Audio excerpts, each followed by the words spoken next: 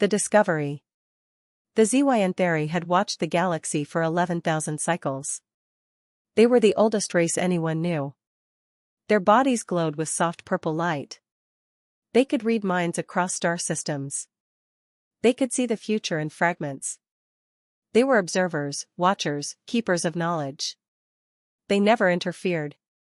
That was their sacred rule. They watched civilizations rise. They watched them fall. They recorded everything but changed nothing. Until they found humanity. First contact. Commander Velaner stood in the observation chamber.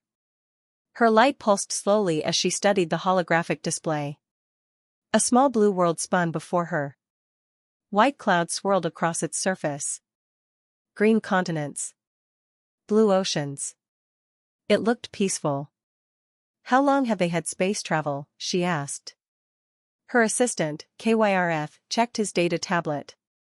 Only 200 of their years. They call their world Earth. They call themselves humans. Velaner moved closer to the image. Have they encountered other species? No, Commander. They are alone. They do not know we exist. They do not know anyone exists.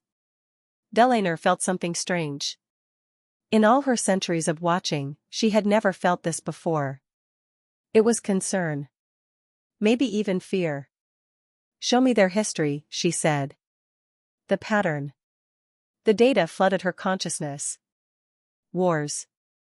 Thousands of wars. Humans fought over land. They fought over resources. They fought over ideas and beliefs.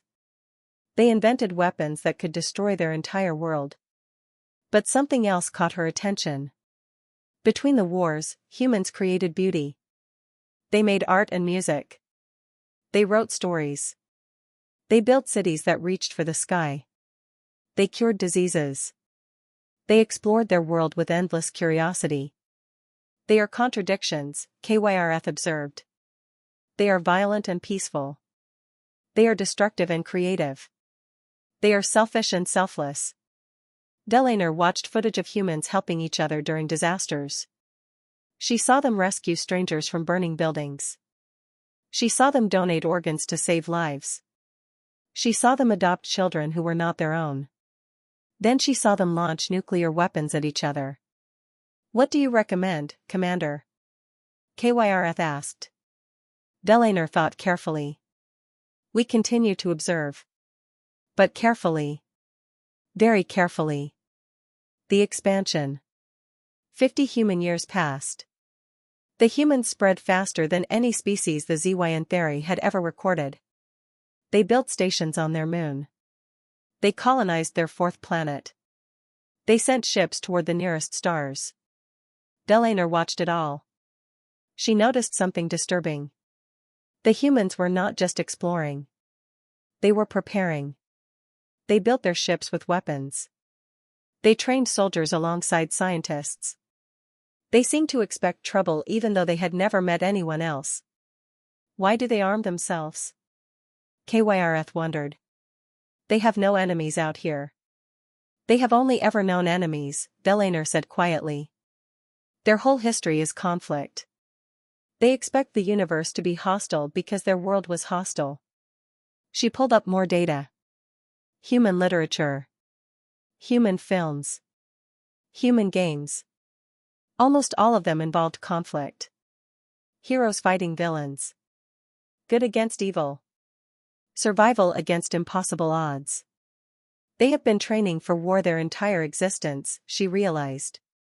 Not just as a species. As individuals. Every human child grows up with stories of struggle and triumph. KYRF's light flickered with concern. Should we warn the other races? Velaner considered this. The galaxy had been peaceful for 3,000 cycles. The major powers had reached an understanding. Everyone stayed in their own territory. Everyone traded fairly. Everyone avoided conflict. But the galaxy had grown comfortable. Soft. The great powers had not fought a real war in millennia. Not yet, Velaner decided. We do not interfere. We only watch. The incident. It happened on a Tuesday. A human exploration vessel called the Pioneer's Dream entered the Helix Nebula. They were scanning for rare elements. They did not know they had crossed into Krefik territory. The Krefik were traders and miners. They were not warriors. They had not fought a battle in 500 cycles. When they saw the human ship, they sent a warning shot. Standard procedure. A bright beam of energy across the human ship's bow. The humans did not run. They did not surrender. They did not even hesitate. The Pioneer's Dream spun on its axis. Its weapons came online in less than 3 seconds. It returned fire with precision that shocked the Krefik. The warning shot became a battle. The battle lasted 7 minutes. The Krefik vessel was destroyed. The Pioneer's Dream took minor damage. The humans sent a distress call and waited. Delaner watched the incident with growing dread. She had seen the human response time. She had seen their weapons. She had seen their tactics. Most importantly, she had seen their willingness to fight without hesitation. "Contact the High Council," she said. "Tell them we need an emergency meeting." "What will you tell them?" KYRF asked. "The truth. Humanity is not like the other young races. They are not peaceful explorers. They are survivors. Warriors. They have been forged in fire for their entire history." She paused and looked at the data one more time. "And now they are reaching for the stars." The warning. The High Council of the Zyanthari gathered in their ancient chamber. 12 elders surrounded by holographic displays. They listened to Velaner's report in silence. When she finished, the eldest among them spoke. His name was Morthak. He had lived for 3,000 cycles. "You suggest we break our sacred rule," he said. "You suggest we interfere." "I suggest we warn the other races," Delaner replied. "Humanity will encounter them soon. When they do, there will be conflict. Humans prepare for conflict. The other races do not." "Perhaps there will be no conflict," another elder suggested. "Perhaps humanity will be peaceful." Delaner shook her head. She displayed the battle with the Krefik. 7 minutes. That is how long it took humans to destroy a ship that had only fired a warning shot. They did not try to communicate. They did not try to flee. They fought. The council members exchanged glances. Their lights pulsed with uncertainty. "What do you fear most?" Morthak asked. Delaner answered without hesitation. "I fear what happens when a species that has spent 10,000 years fighting itself discovers that the universe is full of others to fight. I fear what happens when warriors meet traitors. When survivors meet those who have never struggled." She let that sink in before continuing. "But most of all, I fear that we have been watching the wrong thing. We have been watching humanity's violence. We should have been watching their determination. Their refusal to give up. Their ability to overcome any obstacle." "And why does that frighten you?" Morthak pressed. "Because," Delaner said quietly, "nothing has ever stopped them before. And I do not think anything will stop them now." The council voted. By a narrow margin, they agreed. The Zyanthari would break their ancient rule. They would send a message to the major powers of the galaxy. The message was simple: humanity is coming. Be prepared. But as Velaner would soon learn, no one was prepared. Not for what humanity truly was. Not for what they would become. The silence before the storm was ending. And the storm was unlike anything the galaxy had ever seen. The message. The message from the Zyanthari reached every major government in the galaxy within days.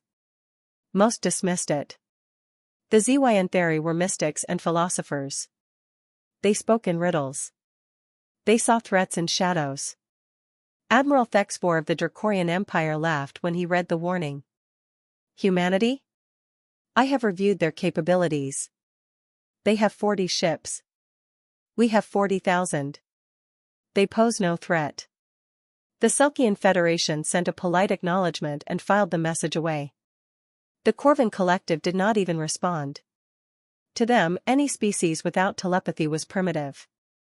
Only one leader took the warning seriously.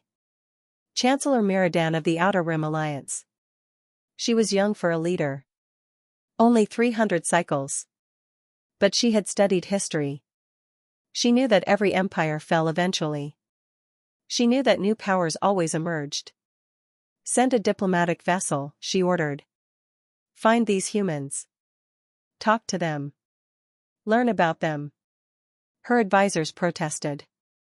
Chancellor, they are barbarians. They destroyed a Krethic ship without provocation. The Krethic fired first, Meridan pointed out. The humans defended themselves. I want to know more before I judge them.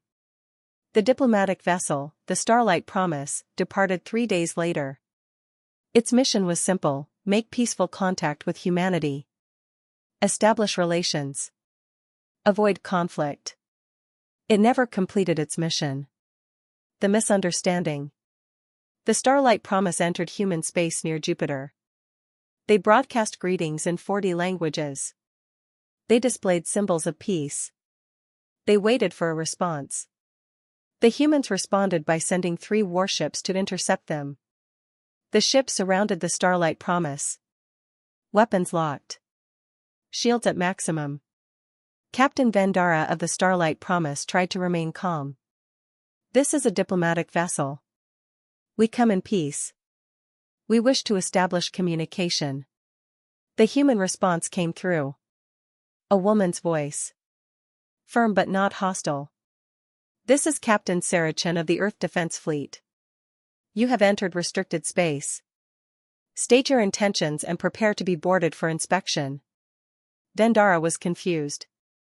We have stated our intentions. We are diplomats. We wish to speak with your leaders.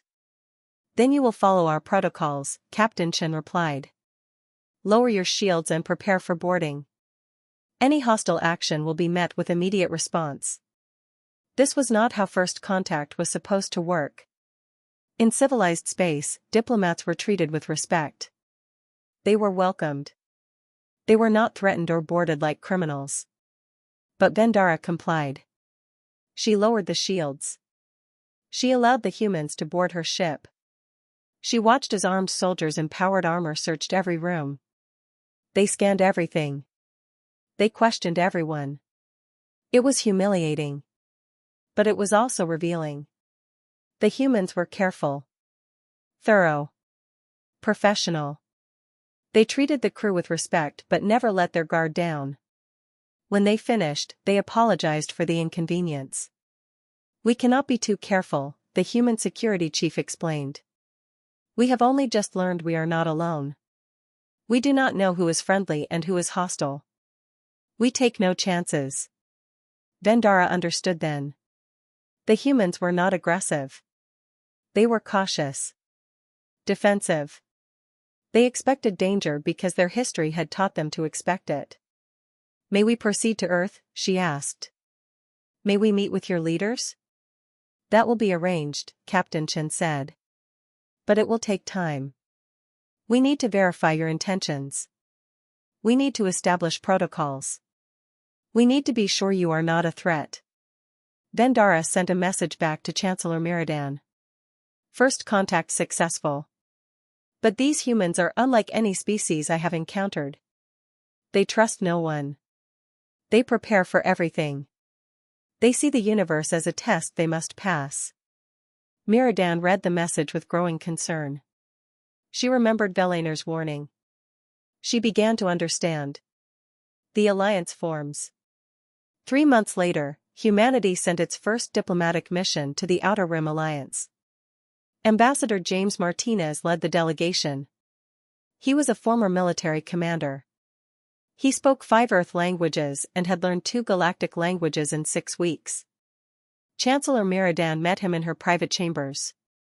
She wanted to understand humans before making any formal agreements. Ambassador Martinez, she said. Thank you for coming.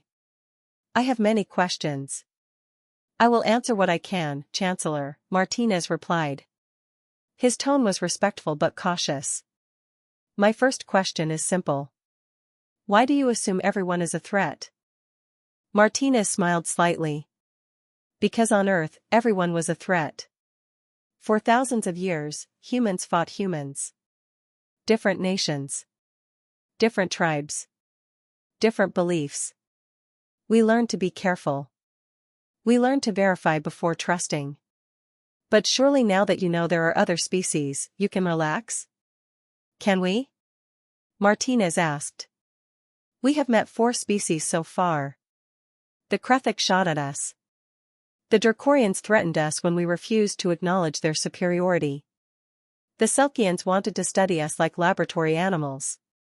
Only you have treated us with respect. Miradan had not known about the other encounters. The Dracorians threatened you? Admiral Thexfor sent us a message. He said we should submit to the Empire or be destroyed. He said we were primitives who did not belong in civilized space. Martinez's expression remained neutral, but his eyes were hard. We declined his generous offer. And what happened? Nothing yet. But we are preparing. We know conflict may come. We will not submit. We will not be conquered. We will defend ourselves. Miradan saw it then. What Belaner had tried to warn them about. Humans did not seek war, but they would not avoid it. They did not want to fight, but they were always ready to fight. They hoped for peace but prepared for war. Tell me, Ambassador, she said carefully. If the Dracorian Empire attacked you tomorrow, what would you do? Martinez met her eyes. We would fight. We would lose many ships. Many lives. But we would fight until there was nothing left to fight with. That is what humans do. We do not surrender. We do not give up. We find a way or we die trying. Even against an empire with 40,000 ships? Even then. Miradan made her decision. Then I propose an alliance. Not because I fear the Dracorians. Because I respect your spirit. Because the galaxy needs species who do not give up. Who do not submit. Who fight for their freedom. Martinez extended his hand. It was a human gesture. Miradan had studied it. She took his hand and shook it. Then we have an alliance, Martinez said. Neither of them knew it then, but this moment would change everything. Because 6 months later, the Dracorian Empire attacked human colonies. And humanity responded. The storm Belaner had predicted was about to break. And the galaxy would learn what happened when you pushed humans too far. They would learn about human determination. Human ingenuity. Human rage. They would learn that a species forged in 10,000 years of conflict was not easily defeated. They would learn the meaning of a phrase humans had used for centuries. A phrase that would echo across the stars. Never underestimate humanity. The awakening had begun. And nothing would ever be the same again.